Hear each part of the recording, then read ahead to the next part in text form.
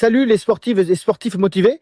Tu sais ce que c'est, ces séances où tu te sens tout mou, où tu as les jambes qui te lâchent, tu as des crampes à la con, t'as beau boire de l'eau, ça change rien. Tu te dis que tu as peut-être mal dormi ou que tu aurais dû prendre un gel en plus, mais en vrai, tu as peut-être juste oublié un truc tout bête, les électrolytes. Alors, ouais, dit comme ça, on dirait un mot technique un peu flou, genre un truc qu'on retrouve sur les étiquettes des boissons pour sportifs. Mais en réalité, c'est beaucoup plus simple et surtout, c'est essentiel. Mais avant, dis-moi en commentaire si tu prends des électrolytes pendant l'effort ou si c'est un sujet qui te dépasse. Et pour aller plus loin, télécharge le guide des boissons d'effort. Il est gratuit et le lien est en description. Allez, je t'explique. Les électrolytes, c'est pas un additif marketing. Ce sont des minéraux naturellement présents dans ton corps. Les plus importants, c'est le sodium, le potassium, le magnésium et le calcium. Ils sont là pour assurer trois fonctions vitales: maintenir ton niveau d'hydratation, faire passer les signaux nerveux et permettre à tes muscles de se contracter et de se relâcher. Ton cœur, par exemple, il bat grâce à un échange d'ions sodium, calcium et potassium. Ton muscle de mollet, pareil, ta récupération après l'effort, gérée en partie par le magnésium, sauf que quand tu transpires, tu perds tout ça, pas juste de l'eau, des électrolytes aussi, et plus il fait chaud, plus tu bouges longtemps ou intensément, plus tu en perds. Un coureur peut perdre entre 1,5 et 2,5 litres de sueur par heure, avec jusqu'à 700 mg de sodium par litre. Et si tu es un gros sueur, ça peut être plus, et là, ton corps commence à déconner. Crampes au mollet, manque de potassium ou magnésium, fatigue extrême alors que tu étais bien à l'échauffement.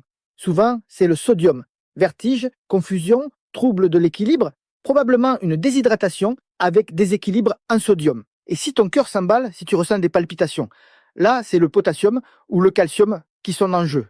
Donc non, c'est pas juste une question de boire de l'eau, il faut aussi remplacer ce que tu perds. Et ce que tu perds, ce sont des électrolytes. Et boire uniquement de l'eau sans sel pendant des heures, ça peut aggraver le problème. Tu dilues encore plus ce qu'il te reste. C'est comme si tu mettais que de l'eau dans un moteur sans huile. À un moment, ça coince. Alors, que faire? Déjà, comprendre quand ton corps a besoin d'un apport supplémentaire. Si tu fais une séance de moins d'une heure à intensité modérée, pas besoin d'ajouter des électrolytes. Ton alimentation couvre largement les pertes. Mais dès que tu dépasses 60 à 75 minutes, surtout s'il fait chaud ou si tu fais de l'endurance, là, il faut en rajouter. Et si tu fais un ultra ou du sport en ambiance très chaude, les apports doivent être constants et bien dosés. On va faire simple. Il existe trois types de boissons qu'on appelle électrolytiques. La boisson hypotonique, elle est faiblement concentrée en minéraux et en glucides. Elle s'absorbe très vite. C'est top pour des efforts longs ou quand il fait très chaud. Elle hydrate rapidement, mais elle ne t'apporte pas beaucoup d'énergie. Donc, elle est parfaite en complément d'une alimentation solide ou de gel. La boisson isotonique, c'est celle qu'on trouve le plus souvent. Elle a une concentration en minéraux et glucides proche de celle de ton plasma sanguin. Elle hydrate bien tout en fournissant un peu d'énergie. Idéal pour des sorties de 1 à 2 heures. Attention, si tu as l'estomac sensible, certaines formules sont mal tolérées. La boisson hypertonique, elle est très concentrée en glucides et en électrolytes. Elle est utile en ultra-endurance ou en récupération, mais pas pendant un effort intense. Elle met plus de temps à être digérée. Et si tu la bois seule pendant que tu transpires beaucoup, tu peux même aggraver ta déshydratation. Donc choisis bien ta boisson selon ce que tu fais et regarde aussi les étiquettes. Certaines boissons vendues comme isotoniques sont en réalité trop sucrées et trop pauvres en sodium. Pour être efficace, une boisson d'effort doit contenir environ 400 à 700 mg de sodium par litre. Le potassium tourne autour de 200 à 250 mg par litre. Et pour le magnésium, tu peux viser 50 à 100 mg. Au-delà, c'est souvent inutile et parfois mal absorbé. Si tu veux faire simple et naturel, tu peux te faire une boisson maison. 500 ml d'eau, une pincée de sel, une cuillère de miel ou de sirop d'agave, un filet de jus de citron. Ça passe partout, c'est bien toléré et ça fait le job. Tu veux un peu plus de potassium? Tu peux mixer une banane avec de l'eau et du sel. Tu veux du magnésium? Ajoute des graines de chia dans ton mélange ou consomme des fruits secs en parallèle. Ce qui compte, c'est de maintenir l'équilibre et de commencer à boire avant d'avoir soif. Parce que la soif est un signal en retard. tu dois anticiper. Bois toutes les 15 à 20 minutes en petites gorgées. Et si tu fais un ultra ou un marathon, pense à combiner au clair boissons électrolytiques et parfois bouillon salé ou aliments solides riches en minéraux. Maintenant, parlons erreurs fréquentes. Boire que de l'eau pendant 3 heures, mauvaise idée. Tu vas finir avec un taux de sodium trop bas et c'est ce qu'on appelle l'hyponatrémie. Et ça, c'est pas juste gênant, c'est dangereux. Tu peux finir à l'hôpital. Autre erreur, se bourrer de boissons sucrées industrielles pensant que ça va suffire, mauvais ratio, trop de sucre, pas assez de sodium. Résultat, mal au ventre et pas mieux hydraté. Autre chose encore, croire que le magnésium suffit à éviter les crampes. C'est pas vrai. Les crampes sont multifactorielles. Fatigue neuromusculaire, manque de sodium, de potassium ou tout simplement mauvaise gestion de l'effort. Et puis, il y a ceux qui pensent qu'une seule dose d'électrolyte dans la gourde suffit pour 3 heures. C'est pas comme ça que ça marche.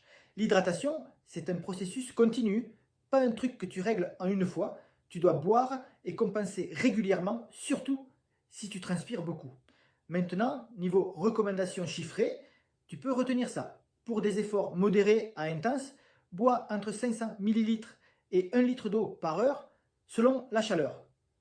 Ajoute environ 500 mg de sodium par litre, 250 mg de potassium et un peu de magnésium. Bois toutes les 15 à 20 minutes en petites gorgées et adapte selon tes propres pertes.